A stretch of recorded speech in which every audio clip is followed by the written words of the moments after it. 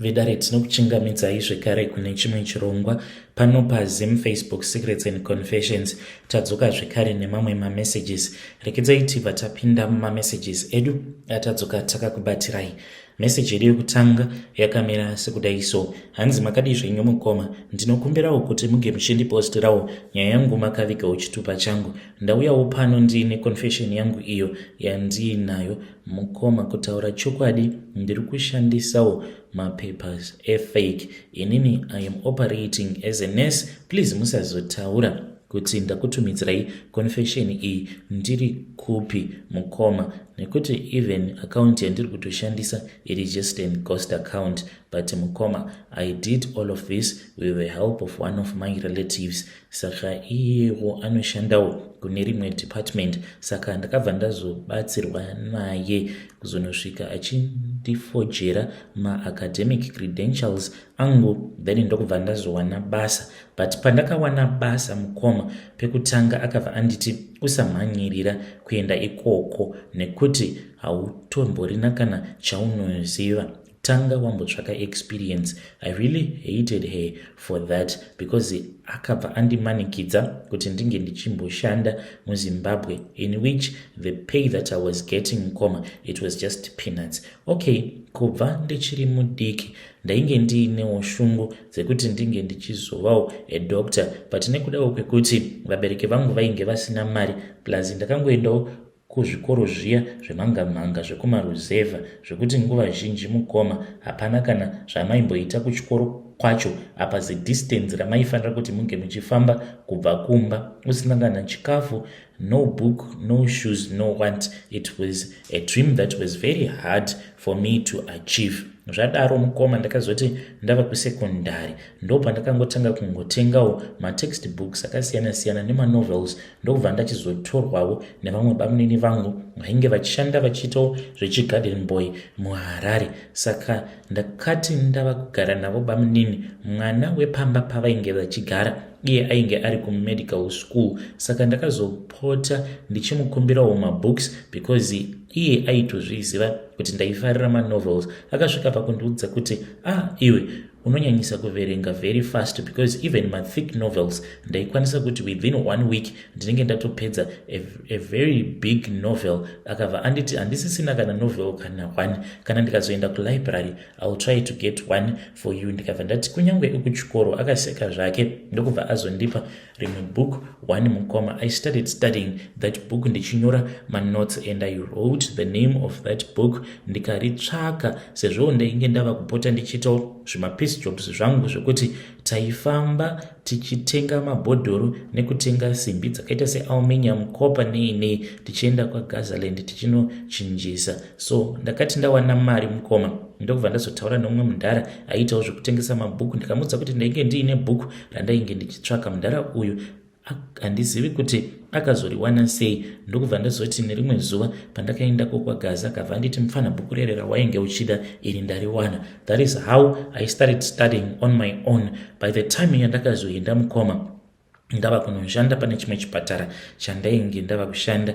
It was just that I needed practical experience, but as for theory ndainge ndatova netheory everything in my head. Saka ndoda kubvunza kubva kune vedare renyu kuti let's say kukanzi iwewe wakatanga kudriva motikari uchiri mwana mudiki zvekuti une experience but unongodriva hako usina license, unganzi uri wrong here? Because I believe kuti what matters is experience. Seni zvangu mukoma, kubva ipapo pandainge ndichiri kuma 13-14 years, that is when I started reading all of these medical books.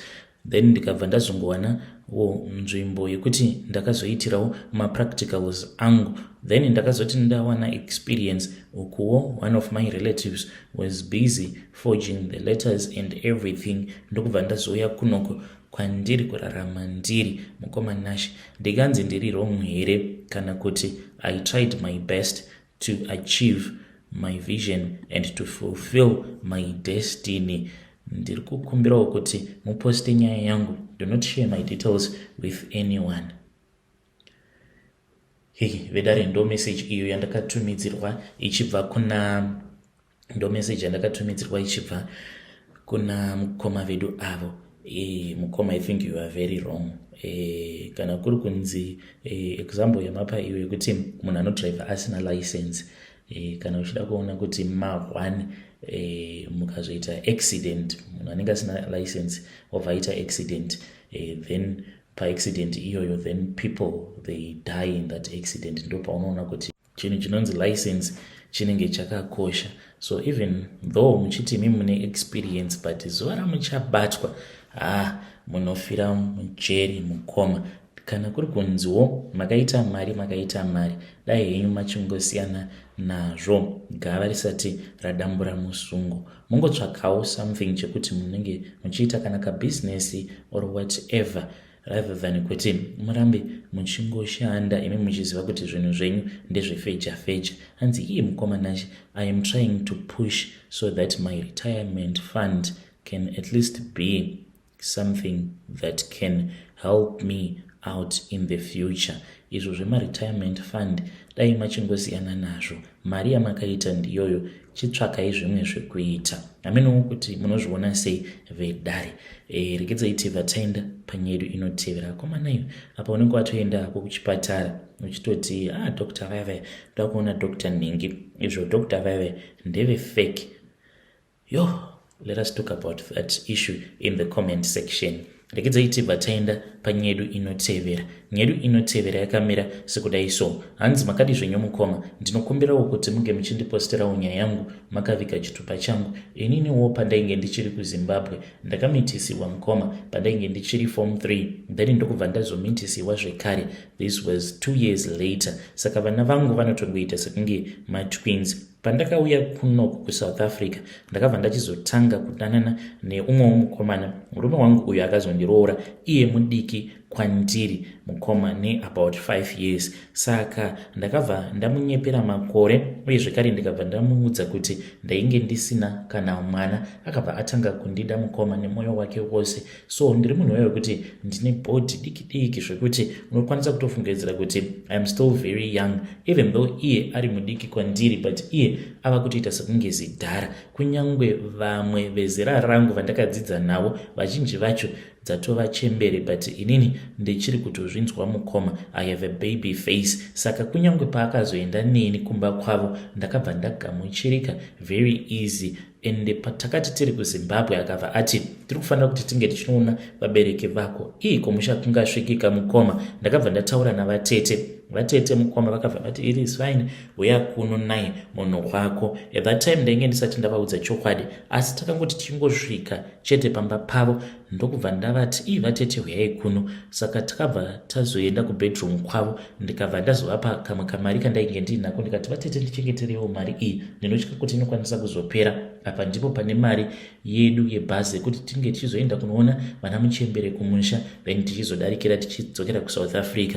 Ndikabva ndavapa imwe mari on top, ndikati vateteka, nyaya iripo ndeyekuti munhu wangu uyu ndine zvakawanda zvakati wandei zvandakamunyepera. Ndakamuudza kuti inini ndiri mudiki kwaari. Vatete vakabva vati okay, no problem. So nyaya iripo mukomana ndeyekuti kumusha uku ndine vamwe vana vaviri, ende zvinondirwadza nekuda kwekuti kunoku kwatiri kuSouth Africa umwe mwana uyu iye ari kurarama kalife karibo, but vamwe vana vandakazvara mukoma kuprevious marriage yangu, mwana ivavo vagere kumusha. Zvinova zviri zvinhu zvinondirwadza because I do not even communicate with them. Iye ndakangomuudza kuti vana ava havasi vana vangu, vana vevamwe sisi vangu avo vakashayika mukoma. So handizivi kuti how can I speak with him, how can I tell him the truth kuti ipo paya ndakakunyepera wena because ndainge ndichitya kuti zvimwe kuda kana ndikakuudza chokwadi waikwanisa kuzondiramba. Please ndipeiwo mazano, ndichange ndichizotevererawo ndiri mucomment section. Vedare ndo message iyo yandakatumidzirwa ichibva kuna vanzvadzi vedu avo. Pakaipa ngatizamei asi kuti tinge tichitaura navo vanzvadzi vedu ava mucomment section. Regedzai vataenda panyedu inotevera. Nyedu inotevera yakamira sekudai so. Hanzi makadii mukomanashi, please hide. ndinoda kuziva kuti zviriko here. Ndina vamwe baba vandiri kugara navo, saka vari kuti iwewe enda kumba muna December. Then ndobva ndatumidzira mari mobva maisa tombstone paguva relate wife yake, apa tava ne2 years staying together. Ndinongoziva hama dzake pamafoni. Yo, hey, vedare ndo message iyo yandakatumidzirwa ichibva kuna vahanzvadzi vedu. Asi imiwo nai vahanzvadzi, munoona sekunge zvinoita here izvozvo zvamuri kunzi muri kufanira kuti munge muchinoita, kuti apa it will be the first time kuti munge muchino ona hama dzemurume, then mobva manzi uriko kumusha ikoko ubva wazosiya waisa tombstone paguva relate the late wife. Why is it vafunga kuti vange vachingoita zvekukutumidzirai on such important missions like that? Because mukufanira kuti munge muchizoenda moseka, because imimi munhu uyu hamumuzivi, uye zvekare mava kungosvika mumusha mava kutonoisa matombstone. Mune ramangwana kana pakazoitika chaitika, nekuti muchati muchibva kunoisa tombstone sezvamakataura muchiti the late wife was an orphan. Saka hanzi hama apatomborena, she grew up in an orphanage. But nyaya iyi nyaya yacho yakaoma, nekuti muchati muchibva kunoisa tombstone umwe munhu mumhuri obva adona, zvichangonzi muroora uyu mamuonaka muroora muroi. Hamenowo vidare kuti munopaonawo sei. Ini ndinoona sekunge zvisingaiti, kunyange mukaudza hama dzenyu dzinokwanisa kutoramba kuti munge muchiita zvinhu zvakadaro. Rekedzai tibva taenda panyedu inotevera. Nyedu inotevera yakamira sekudai so. Hanzi makadi zvenyu mukoma Nashe, iniwo ndiri murume ane makore 38 ekuberekwa, ndiri kuraramawo ndiri munyika yevatorwa. Nyaya yandiunza pano ndeyekuti ndanetswa nemweya wengozi. Ndakatanga kunetswa nemweya wemufi mugore ra2020, asi iko zvino zvazvo nyaya ndava kudawo help yekurevesa. Musi wandakamukirwa nengozi uyu, I remember kuti waiva musi weFriday, sezvo ndainge ndambonwa doro. After ndabva kubasa ndikatenga doro rangu, ndakangoti zvimwe kuda kudhakwa. Ndakati ndapinda mumba ndakangonzwa izwi rakati, naisha wakandiurayireiko? Ndikabva ndanzwa munhu kuchema achinditi ndabayiwa kane. Kubvawo ipapo kusvika pari nhasi ndinoona munhu uyu, uye ndinoda kureurura kuti neniwo ndaivepo paakaurawa. Taiva tiri kumakomba ndokubva auya akadhakwa, saka aizivikanwa kuti iye aiva bhuru, nekuti airova kana vanhu vari 10 iye ari 1. Saka akabva azotanga kunetsana neni. Ndakaedza kutiza, akabva anditevera. Akanditevera murume uyu kusvika kumba, uko vanhu pavakazobuda vakabva vandibatsira. Tikabva tatanga kumurova, takamurova takawanda, nemamwe mapurisa ainge atoripowo. Vakatoti tawana pekukubatira, vakazoti ini ndinge ndichimurova. Ndakamutsika mukoma Nashe, ndikanzwa bonzo remumbabvu make kurira. Akazowanikwa akafira mumba make. Nyaya yacho hakuna kana kwayakaenda, saka anouya kwandiri achinditi handizorore kusvika wafa. Ndiyamureiwo mukoma Nashe nedare renyu, dzimwe nguva ndinodzipwa kana ndivete. Vedare ndo message iyo yandakatumidzirwa ichibva kuna mukoma vedu. Ngatizamei kuti tinge tichitaura navo mukoma vedu ava. Mukoma, sezvo muchiziva hama dzake mufi uyu, dai maenda mukanotaura navo. I know kuti munotya henyu kusungwa, but ndoona sekunge zviri nani, nekuti mhosva yacho handiti yakatoparwa here.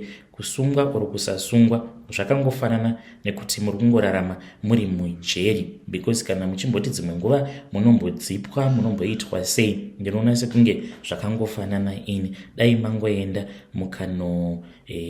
mukanotaura nehama dzemufi. Asi ngatizamei kuti tinge tichitaura navo mucomment section. Ivo vaiti hanzi anotobheja achiti 1 by 1. Nevose vakandirova nemapurisa ose akazohendla nyaya yangu mose ndiri kutevererai 1 by 1. Pakaipa Rekezai tibva taenda panyedu inotevera. Nyedu inotevera yakamira sekudai: hanzi muri sei mukomana Chitupa mubhini? Inini ndakatangawo kuteerera chirongwa chenyu kubva kudhara, but ndinonzwa hangu maconfessions epaYouTube, so you can please add me mumagroup eWhatsApp afterwards. So my story goes like this. It is too long, but I will try to make it short. So inini ndiri mukomana nemakore. So inini pandaikura mukomanashi ndiri munhu aida Mwari, ndaigara ndiri pamunamato, and my mom and daddy also pray as well. Asi dzinza redu rakarema mukomanashi. Our family is too big. Anasekuru vangu inini vakabarwa vari 3, so they remained united and decided that the family should just be one, although vakavaka misha yakasiyana, but pamavillages ari close by. So mumwe nemumwe akabara mazana ake akawanda mukoma, which is a problem. Mukomanashi munoziva kana vanhu vakawanda. So ambuya vakazobara baba vangu inini vakauya kuzogara pana tete vavo vakanga vakaroorwa nasekuru vakuru. Then pakafa sekuru ava vakabva vauya kuzogara kwasekuru vangu vanova vaiva vadiki. Munongoziva zvaiitika kare imi. Nyaya yacho yakarebesa mukoma, ndava kutonzwa usimbe ini. But anyways, fast forward. Ambuya vangu vakazobara vana vavo 3 this last marriage, wana akashaika. Then mudhara wangu ndo vadiki. So mudhara wangu aiva munhu aigona kuschool, but akazoshaya mari mushure asekuru vafa, plus vamwe vana blazi vavo, cause isusu kudzinza kwedu kunofiwa mukoma. Inini kubva ndichikura, vana vakomana vana asekuru vose vaingofa pamhuri dzose dziri 3 mukoma, zvokuti kwangosara madzibambo 3 chete mukoma pafamily yose. Fungai nemakuriro ayo sezvandambotsanangura, but hapana hazvo zvekuita, cause munhu wacho akaromba. Hanzi hapana anomugona, village yose inomutya kusvika kuwadi yose mukomanashi. Hapana anoti pwe akataura, it is just final. So vanasekuru vangu ava vari 3, vamwe 1 vaita zvechivanhu kusvika vafe, mumwe wacho aimisa. Even now vana vake vanongoti vakati chivanhu voti kuchechi. Then sekuru vangu inini vaenda kuchechi kuRoma, ndo zvazvakaita. So mahwani mukomanashi vanhu vanofa semashamba, asi vanhu vose kubva kunana tete vakuru kubva ndichikura hapana mwandakambonzwa achisimudza musoro. Vanhu vanotyira upenyu hwavo. Mufunge kungofamba munhu nemhuri yake, mhepo dzichingosandudzirwana, asi kupedza problem hapana. Vana vemuroyi vemukadzi mukuru ndivo vega vakabudirira vari mumatunas. Vemukadzi mudiki ndo marombe anoswera kuteedza ndari vachiuraya vanhu, asi ngozi dzinongotsipikwa namudhara vavo, ende urongwa huri pachena. So inini mudhara wangu akazongokurawo achitambura, but Mwari nemwoyo wavo munyoro akazongomuvhurirawo nzira, akatanga kuitawo zviri nani, akatotengawo stand mutown. Handichatauri hangu kuti kupi. Muroyi akati unonyepa mukoma, asati apedza kana 3 rooms chaidzo, cause vaida kuti tinofana kugara mutonas vachizopedzisa havo. Ndati mudhara akarwara, akapedza ana godobori vose nemaprofita mukoma, kusvika vanhu vaneta nekutengesa zvose zvavaiva vaunganidza, kungosiya stand chete iya, because moms vakati ndakaramba. Fast forward, mudhara akazongourayirwawo chipotswa chacho mudumbu. Hanzi nemumwewo akangoti let me just try. Mukoma ndokuzopona kwavakaita, asi akati chinhu ichi chaiva chikuru ndokuzoita nani, but takazongokura totambura mukoma, because vakanga vava kusanyatsokunzwa zvakanaka. What pains me is that all my siblings umwe noumwe ane problem yake, ende vamwe vacho 3 vanotoita sevanorasika njere. Bro Nashi ndazopererwa inini, hama hakuna ane nhamo seyangu akomana. So inini ndakazongobatsirwawo nevamwewo mukomanashi kuenda kuschool, like izvezvi ndiri kupoli. Handichataura kuti kupi zvangu. So kuti ndisvike pano itsitsi dzaMwari. Hama inini ndiri munhu anofarira kuimba, so pega pega pandinonyanya kutambudzika ndinongoimbawo masongs, even mubhazi chero mutoilet kana pakati peusiku zvawo ndongowana kuzorodzwa, asi mutoro wacho unenge wakarema. Otherwise dai ndakazvipfuudza hama, cause ndikafunga amai nemasiblings angu kutambura kwavo, though mudhara ari mupenyu, but anenge akagadzirwa kuti asamboita anything to help his children. Ndinonzwa kuti kufa kuri nani, but at the same time ndinoti ndikafa ndianiko achazovarwirawo, ndozongoregawo hangu kuzviuraya asi mahwani inini kutosvikawo kuno itsitsidza Mwari. Otherwise dai ndakatofa, hapana anosvika kupole mukomanashi unenge watofa. Dzinza redu rakatakura, so handizivi kuti ndodii. Maybe I'm also waiting for my death whilst keeping myself busy. Zvese ndinongoisa kuna Mwari who has kept me this far. So zvazoita kuti ndinyore inini ndazopererwa nelife mukoma, maproblems acho azowandisa mufunge. So inini kubva ndichikura I was feeling kuti deep within me there is something wrong with me, but I could not figure it out what really it was. So it became clearer. Ndingangoti around grade 4 takuitawo iya inonzi ES kuprimary. Amana ndati ndikuudzei vanhu kuti kana usiri musituation unofunga kuti munhu kuzviitisa, as let me advise the public kuti zvavasinganzwisise leave it to God and don't judge anyone, nokuti you do not know what that person will be going through day and night. Iwewe you just open your mouth to vomit anything. I bet you it may cause misfortunes in your life. So bottom line, leave everything to God and also pray for that person anenge achiita izvo zvaunofunga kuti zviri wrong. So inini vamwe pavaiti ndinonakirwa nekabhebi ako around grade 5, munongozivawo zvekutamba zviya zvehwana udiki. That was when I realized kuti no man, something is wrong with me. Ndinenge ndinonakirwa nemamwe maboys. I started praying mukomanashi at that tender age. I could go on fasting for 3 days. Moms ndaingova vara. I tried everything mukoma kusvika ndati grade 7 zvakaramba, but I told no one because I believed in prayer. Up till now no one knows kuti ndozvandiri. Munongoziva ndakazongobva grade 7 ndapasa ndakunogarawo nemumwe wemuraini who volunteered to pay for my fees mune imwe town, handichatauri, and there was no change at all mukomanashi. Ndaichema kuyeredza misodzi each and every day. I would go in my room, lock myself up and cry. Munoziva t-shirt yaisvika pakunyorova kuita mvura nemisodzi ndichinamata, asi zvakashaya basa mukoma. My mom would always comment that I am proud of you my son, you are smart, because ndaigara ndakawacha to avoid kubatwa, ndosaka ndichiti vanhu musajaja zvamusingazivi. Now ndava kugara nemunhu uya form 1 to form 4 taigara bo zvekuti I want to thank him up till now.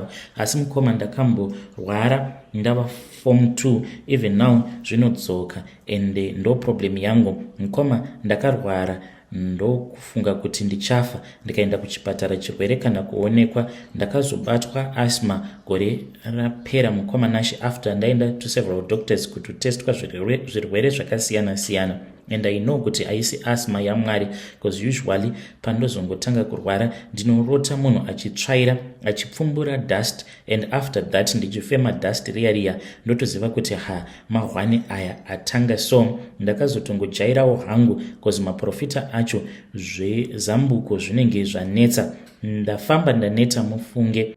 Apa vamwe ndivo vanenge vachitaura zvesiku, ndichazokuudzai pamberi kuti nei ndichidaro. So back to my story yema-feelings mukomanashi. Ndakarwa nepandainge ndichigona napo through prayer, asi ndakakundikana. Munoziva ndaigona kurova all night ndichinamata ndichichema, vamwe vachiridza ngonono kuti Mwari wangu ndinzweiwo, asi misodzi inosvika pakupera hama dzadiwa, kusvika ndati regai ndiende kumaprofita ndega. Mind you, munyika medu muno hazvitenderwi, so zvaindiremera kundoudza muprofita uya kuti ndo zvandafambira, asi chandaiita kunamata ndisati ndabuda mumba kuti Mwari, kana munhu uyu ari wenyu, itai kuti aonewo dambudziko rangu guru randafambira. Asi mukomanashi pamaprofita ose andaenda kunzvimbo dzakasiyana siyana, hapana akamboona main problem yangu. Ndisingashori hangu pane zvimwewo zvavaindibatsira, asi maprofita echokwadi anenge ava mashoma mukoma. Ndokusaka ndati ndaneta, ndakafamba mukoma ndikaneta. Pane wani chete iye ndo wandingati iye akaona, cause akanditi, madzibaba ndaona muri mukadzi wechikwambo, mungangorota zvenyu muchita bonde nemukadzi, asi mimi muri mukadzi wechikwambo.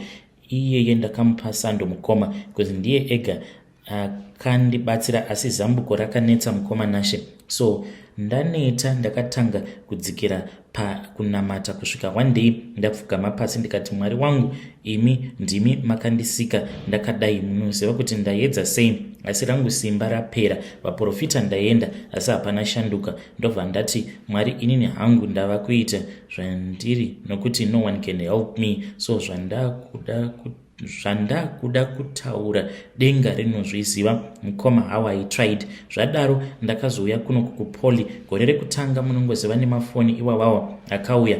Ndakangosechawo kuti gay groups kufacebook ndikajoina, ndopandakatangawo zvekudanana nevamwe varume mukoma. Ndati I have dated a lot of people around 30 and girls who are around 5, because sometimes I feel it is wrong, but at the end of the day ndakazongoona kuti ndo zvandiri. I can't change anything. Deliverance yacho chero ukaenda hapana kana dhimboni rinombobuda. So I ended up accepting, though not fully. So Nashi right now I am dating 4, including 2 pastors, mupurisa noumwewo. I have dated a lot, honestly. Mapastors awa zvamunoona ngaudze vanhu chokwadi kwete kuhanda isusu tichizongomhanya navo. I once went kune imwe Pentecostal church kunoona prophet one on one, and ndakabva ndaura moyo zvachose. Instead of kundiprofita kwava kundibvunza kuti what is wrong.